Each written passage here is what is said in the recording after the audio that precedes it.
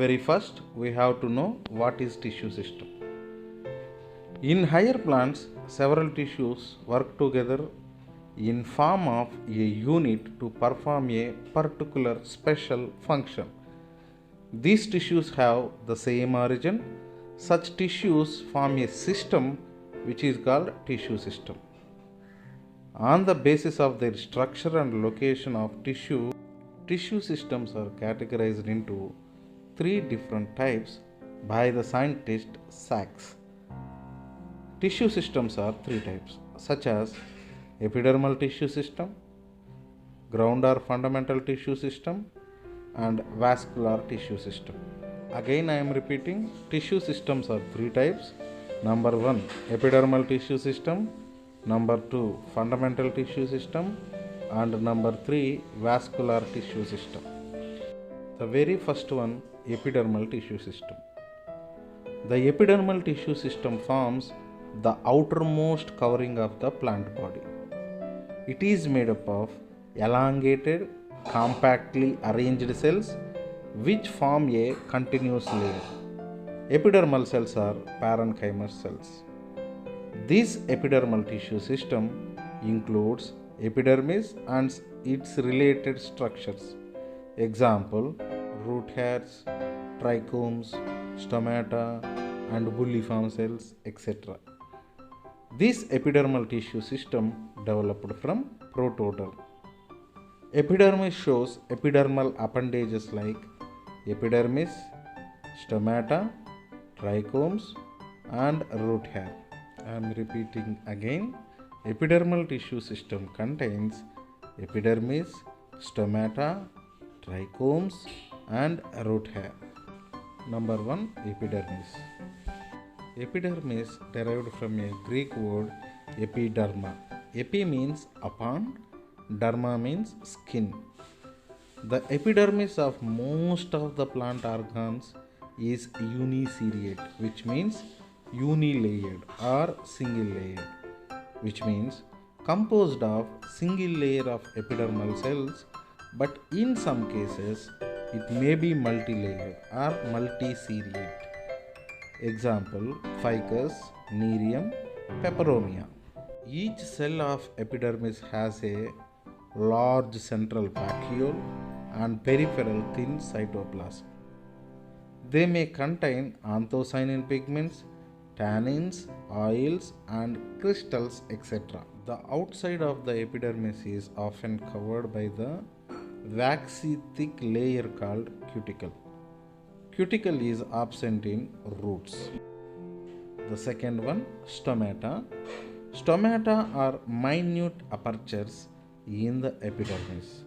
Each aperture is bounded by two kidney or bean shaped cells in dicotyledons called guard cells.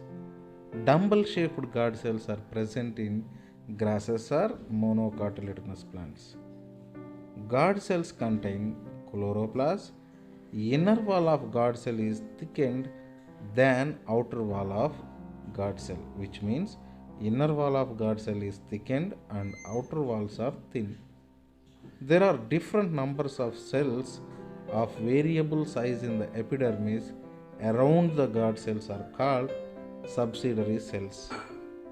Stomatal apparatus composed with guard cell, stomatal pore, and subsidiary cells.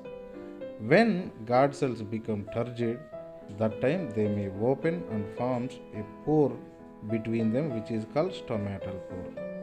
Stomatal aperture composed with guard cells which contains chloroplast, subsidiary cells, and stomatal pore. Dicotyledonous plants contains bean or kidney shaped guard cells. Monocotyledonous plants or grasses contains dumbbell shaped guard cells. And one more important thing is inner walls of guard cells are thick than outer walls of guard cells, which means inner walls are thickened, outer walls are thin. Functions of stomata.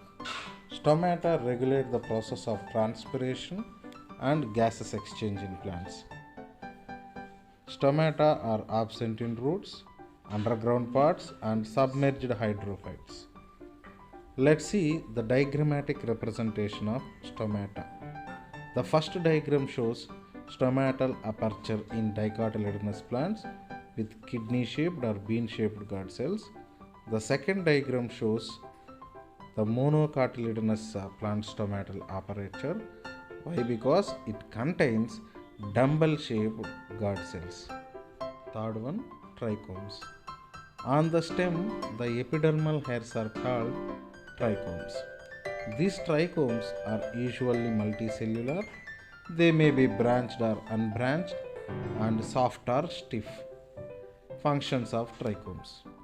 The trichomes helps in protection, dispersal of seeds and fruits, and preventing water loss due to transpiration.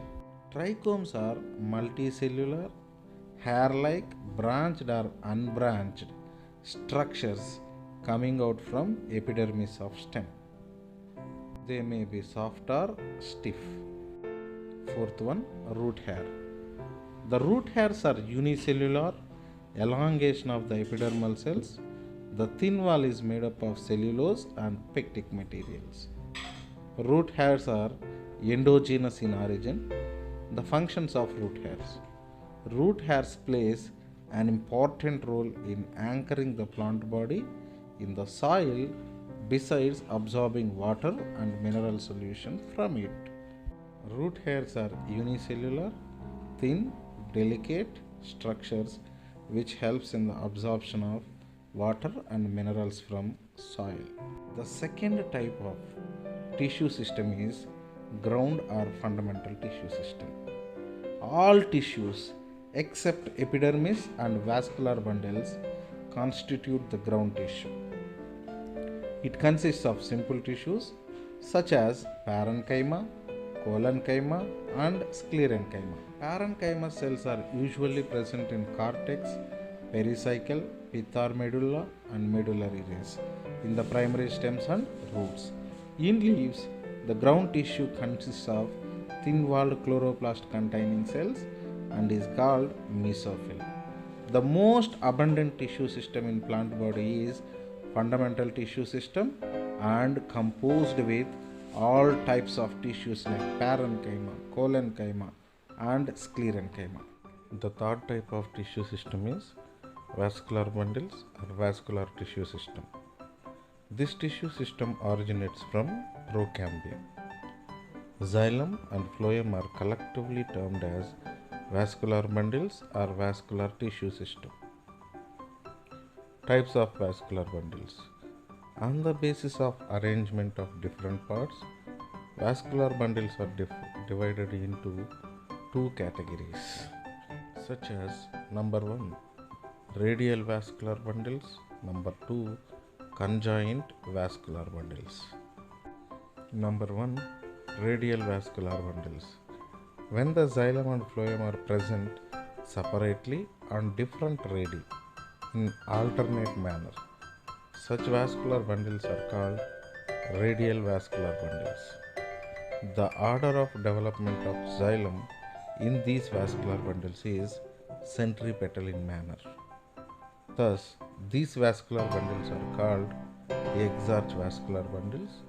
Example, radial vascular bundles mostly seen in roots. Exception, in the roots of radish, carrot, turnip, sugar beet, they shows conjoint collateral vascular bundles. Let's see the diagrammatic representation of radial vascular bundles in roots. How xylem and phloem arranged in different radii. Second type, conjoint vascular bundles. In this type of vascular bundles, xylem and phloem are present on the same radius. These are of two types. Number 1, conjoint collateral vascular bundles. Number 2, conjoint bicollateral vascular bundles. Number 1, conjoint collateral vascular bundles. In this type of vascular bundle, xylem and phloem are present on the same radius and phloem present towards the periphery. These are two types, such as Open vascular bundles, closed vascular bundles. Open vascular bundles. If the cambium is present between the xylem and phloem, it is known as open vascular bundle. That cambium is called vascular cambium. Example, open vascular bundle is found in the stem of dicotyledonous and gymnospermic plants. Closed vascular bundles. When cambium or vascular cambium is absent between the xylem and phloem in conjoint vascular bundle, it is called closed vascular bundle. Example, closed vascular bundles are found in monocotyledonous stems. In this type of vascular bundle, order of development of xylem is centrifugal. So, end arch condition is found in xylem. The second type, conjoint bicollateral and open vascular bundle. There are two patches of phloem and one patch of xylem are found. There are two strips of cambium, outer and inner, one on each side of xylem are found. Such types of vascular bundles are known as conjoint, bicollateral and open vascular bundles. Order of development of xylem is centrifugal, so end arch condition is found.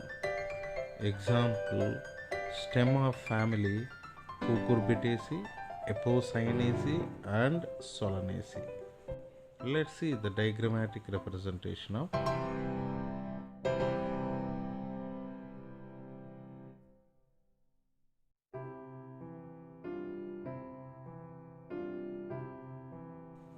stele. The stele is the whole central mass of vascular tissue or vascular cylinder, with or without pith, surrounded by endodermis. Van Tinghem and Dowlett put forward the hypothesis about stele. Stele surrounded by endodermis, but endodermis is originally the part of cortex. It is not a part of stele. All the tissues inside endodermis is known as stele. According to him, stele is the central part or core of the axis of the plant, which includes the vascular system and its related structures. The tissues which lies inside the stele is called intrastellar tissues, and the tissues which lies outside the stele is known as extrastellar tissues. Presence of stele is a pteridophysian feature primitive which later evolved to vascular bundles in higher plants. Types of stele. Number 1, protostele or monostele or solid stele.